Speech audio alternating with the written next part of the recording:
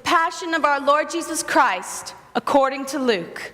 Then the whole assembly arose and led Jesus off to Pilate, and they accused him, saying, "We found this man subverting our nation. He opposes payment of taxes to Caesar and claims to be the Messiah, a king." So Pilate asked him, "Are you the king of the Jews?" "You have said so," Jesus replied. Then Pilate announced to the chief priests and to the people, "I find no basis for a charge against this man."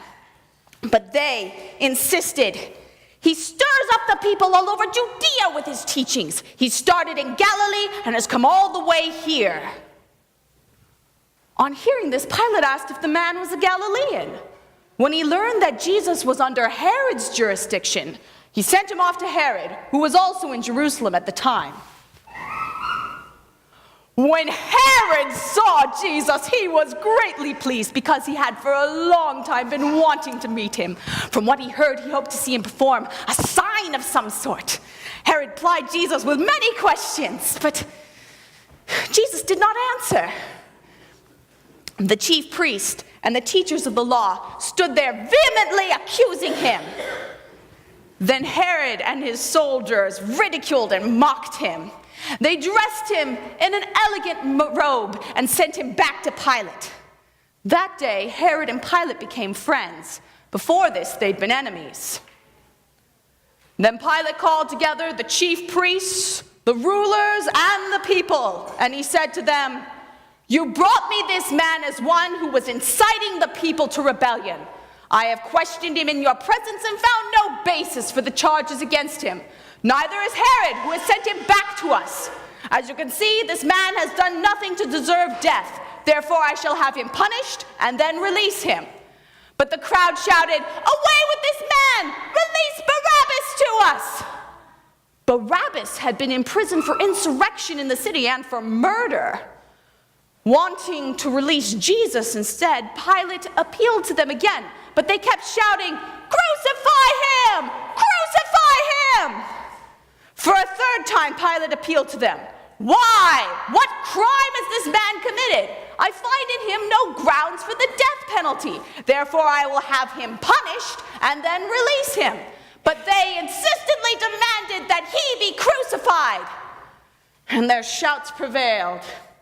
So Pilate released the man who'd been imprisoned for insurrection and murder, the one they asked for, and surrendered Jesus to their will. As the soldiers led Jesus away, they took Simon from Cyrene, who was on his way in from the country, and put the cross on him and made him carry it behind Jesus. A large crowd of people began to follow him, including women who mourned and wailed for him. Then Jesus turned to them and said, "Daughters of Jerusalem, do not weep for me. Weep for yourselves and for your children. For the time is coming when they will say, 'Blessed are the barren, the wombs that never bore, and the breasts that never nursed.' Then they will say to the mountains, 'Fall on us,' and to the hills, 'Cover us.' For if people do these things while the tree is green, what will happen when it is dry?" 2 criminals were led out with him, also to be crucified. Then they came to the place called the Skull.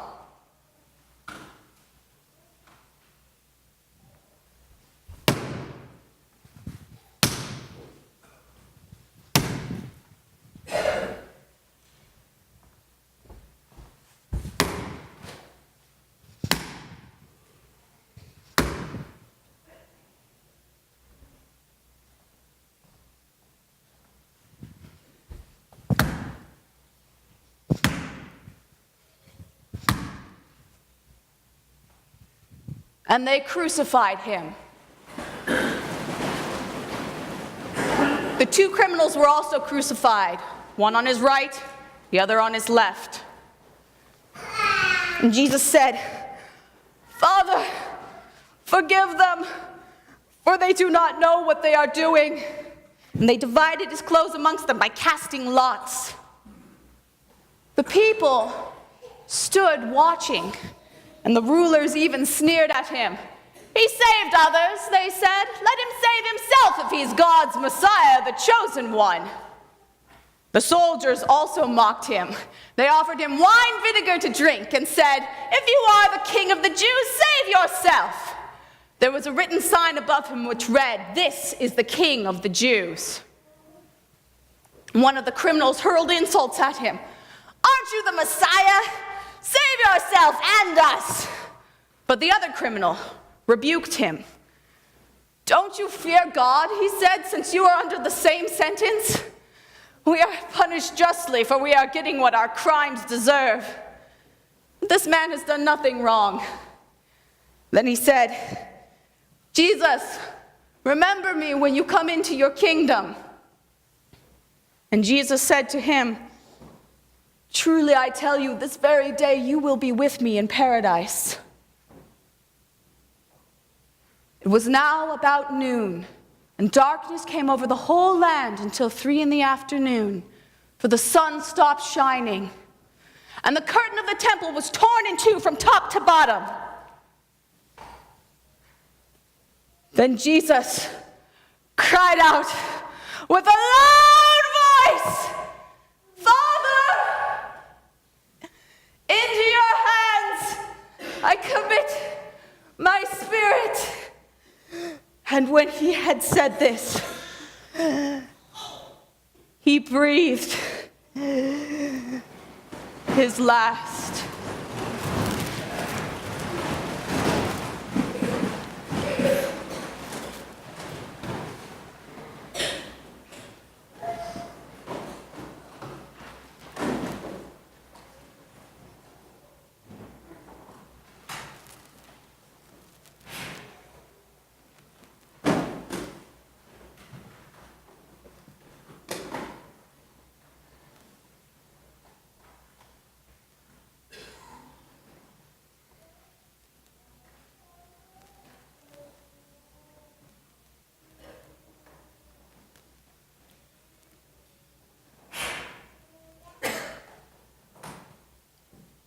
The word of the Lord.